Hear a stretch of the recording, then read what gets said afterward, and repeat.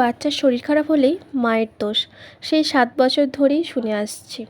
ভালো মা হতে গেলে একটা মায়ের মধ্যে কী গুণ থাকা প্রয়োজন সেটা আমার জানা নেই। কাল রাত থেকেই সোনার খুব কাশি হচ্ছে, সর্দি বসে যায়, তাই প্রায় সময়ই ওকে নিবুলাইজ করতে হয়। সকালেই শুরু করলো বায়না, ফোন দিতে হবে। আমি বললাম ড্রয়িং করতে।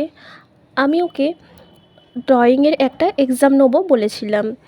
ও রীতিমতো এক্সাইটেড হয়ে ড্রয়িং করতে বসে গেল। আমি ওকে যতটা পারি ফোন থেকে দূরে রাখার চেষ্টাটাই বেশি করি।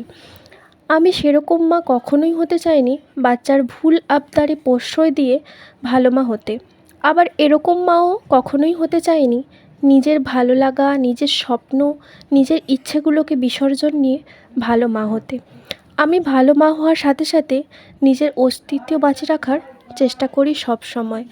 কারণ আমার ভালো লাগা, আমার খারাপ লাগাগুলো আমি যেমন ওর উপর চাপিয়ে দিই না, সেরকম আমিও চেষ্টা করি আমার নিজের ভেতরের ইচ্ছেগুলোও বেঁচে থাক, আর আমি একটা ভালো মা হওয়ার সাথে সাথে ওর একটা ভালো ভালো গার্ডিয়ানসও হতে পারি। আজকে মনে হয় আমরা বড় হয়েছি বলেই তবেই না শিখতে পেরেছি যে আমাদের বাবা মায়েরাও ঠিক ছিল।